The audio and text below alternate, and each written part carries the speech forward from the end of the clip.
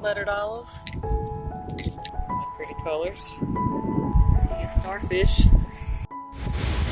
Hi guys, it's Oliver and Stephanie. Taking back with you. Salty Reflections. We're back chilling on the beach. Got some things already gathered up. A few things I have gathered already. I've come across this little baby horseshoe crab. Still has a little animal in it. But he's dry, he'll be pretty easy just to flick out. He's not living anymore. You see he's been covered in the sand. I dug him out of the sand. A couple other things that I found. 2 shark eyes that are whole. There's lots of other broken ones up here. This one is a kitty paw, I believe is what it's called. It's unusual for South Carolina. We don't see many of those. Then this one. This is unusual whelk for this area as well. I believe this one is called a pear whelk. I may be wrong. I believe that's what it is.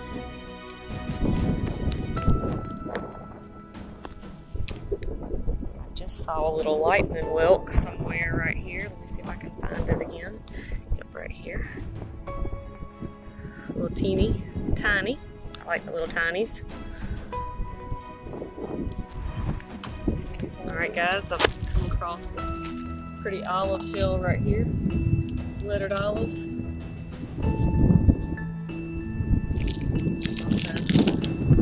Auger.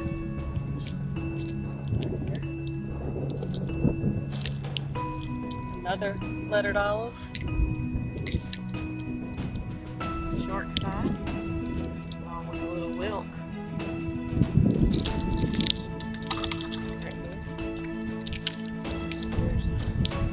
More olive shells. One of my favorite shells. Another. Auger as well. So all these are really tiny ones. These little snail shell. I don't remember the exact name of that. I think it's a slip shell maybe. Grows on top of something else. A piece of coral. We don't have a lot of coral around South Carolina. And another olive. This here. I'm losing all mine. It's a baby's foot. If I turn it over, you can see why they call it a baby's foot. It actually looks like it has a little baby's foot inside of the shell.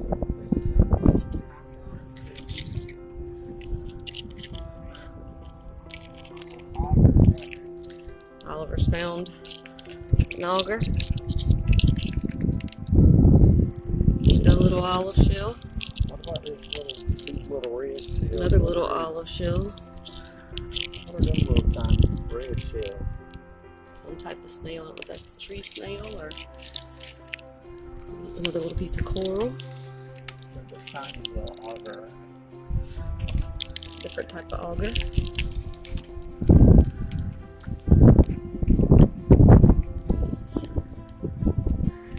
I think this is one of the drill shells. I'm looking at some of the names of them, I'm not exactly sure.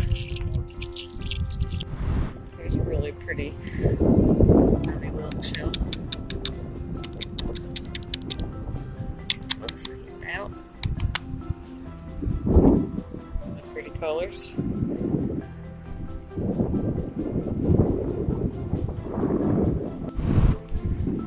Come across this sponge. Actually, Oliver said that he had just saw it as well. I think he showed you guys. But right next to it, I wanted to show you, is one of those angel wings. We showed you a really small one earlier. This is a bigger one. And like I said, they're really fragile. I used to attempt to keep them, but we keep a lot of the harder shells as well, so they get banged up against it. And even though I try my best to keep it in good shape, it always falls apart. Oliver's telling me to take a look at this. Also, guys, I see this on the way down there. If anybody can tell me what this really is, let me know. It's like a thin little piece of something. I don't know if this is the egg casing for these little bivalves, but I don't really know. So just let me know. I've seen several of those out here today. So the little animal Oliver was just messing with. He balled himself up in a really tight ball and then actually rolled all the way down the hill. We were further up there. After he balled himself up, a few seconds later we started looking for him and he was gone. So we figured we seen he was all the way down here. I just saw this little opening there closed. Either that's his mouth or his booty. Whatever he is, I'm gonna leave him right there. Alright guys, I'm coming along. I see a starfish. He's not moving at all, so he's dead. See, one of his legs is broken. I'll turn him over so you guys can see his underside. So if he was alive, sometimes you can see the little hairs, villi. These little tube legs or whatever these are particularly called, they'd be moving. But as I have seen, some of these animals will come on and grab these and they'll take it back to their hole, and I'm assuming they kind of eat on it, the crabs. But I've seen several at some of the holes. You may have seen that in a previous video. I'll put a link in it for below so you can see some of the past ones if you haven't caught those. And I was actually on the way down to check this horseshoe crab. I'd like to show you guys a live one. I don't know if this one would be. He's way up here. Kind of in this little tide pool. So, get where you guys can see better. This is the front of the horseshoe crab.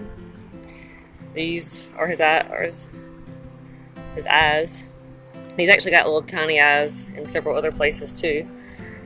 None of them see very well, even his big eyes. So this, of course, is his backside, and then this is his tail. Some people think that horseshoe crabs look dangerous, but they're really not, and they're more akin to the spider family, from what I've learned, than they are even most of the marine life because of their legs. And when I turn him over, you'll see it, and you may have seen it on that little small one I found a few minutes ago, or when we first got here. But this tail is not dangerous at all. Really, the only thing they use it for is to kind of defend themselves against other marine life type things. I've seen a little video where one walked by and kind of smacked the other one with it as he was getting on his nerves.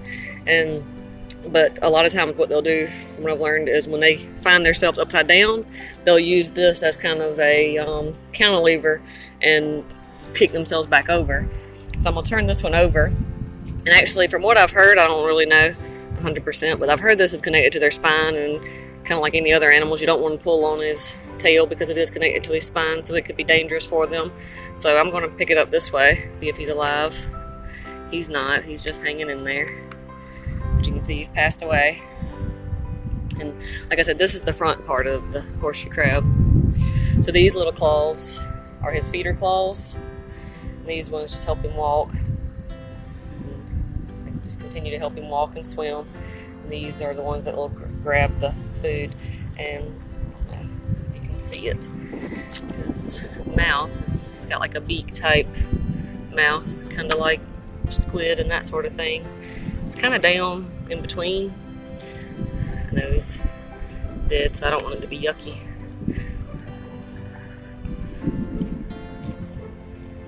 Oh yeah, you can see it. You can see that hole kind of right here. I'm trying to move it up in the sun. His little legs cover it, and you can see how good a job they're doing protecting it, even in death. They're just made to fold down over it.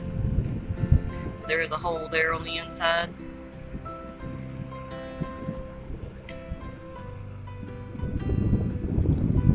So, turn him back over. The other marine life will eat on him and help them survive. So I got this horseshoe crab brought to my attention. Look, these are some tiny ones. This one's deceased. And then you can see this one's a little bigger. Off also deceased. And then look at this one, Oliver. It's just picked up. Look at these in comparison. Huge difference.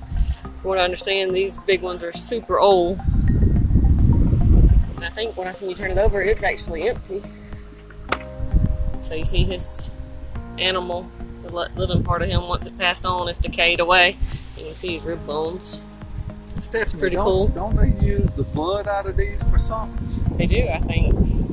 They use them for testing as far as some kind of like human testing, because it's one of the animals that is the closest blood DNA type, I guess. I don't really know what you would call it, but the same things that are in our blood are found in the horseshoe crab blood as well.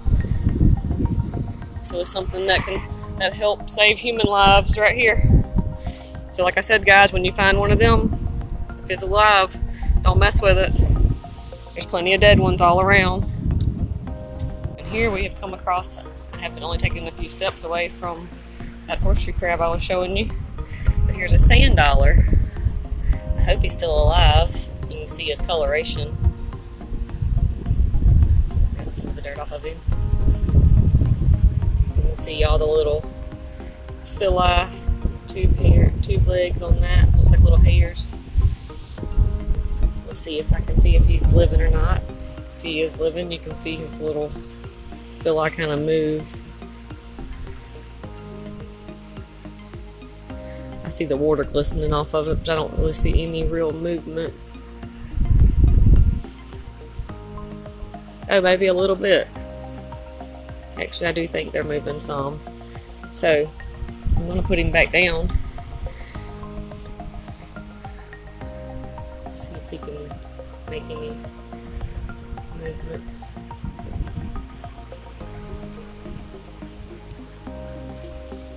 The water's actually coming in. The tide is rising. So this will be back up to where he is before long. I'm actually just going to move him out to a deeper spot in this little puddle that he's in, just to give him a little more of a fighting chance. So you guys, if you ever find anything that is alive, it is best for the ocean if you are an ocean lover. It is best if you just leave it be. Kind of like myself, I do pick it up and admire it sometimes. Sometimes I don't, if I can tell that it's living already. Right now I'm just kind of showing you guys, but it is definitely best for the ocean itself to leave it alone. Sand dollars actually help with erosion, and in South Carolina we have a lot of that. Our beaches have changed quite a bit since I've been a little kid. So if you find something alive, please just leave it alone. There's plenty of animals and shells out here that don't have anything in them, like this olive shell. See that he's vacant, nobody's home. So for that, be my guest. Be the state's guest. I'm pretty sure it's actually frowned upon and maybe even illegal to take shells off the beach that are living, with any living creature in it, whether it's the original snail or slug type animal that was in it, or whether it's a hermit crab or sand dollar or starfish or any of that. Anything alive, please just leave it.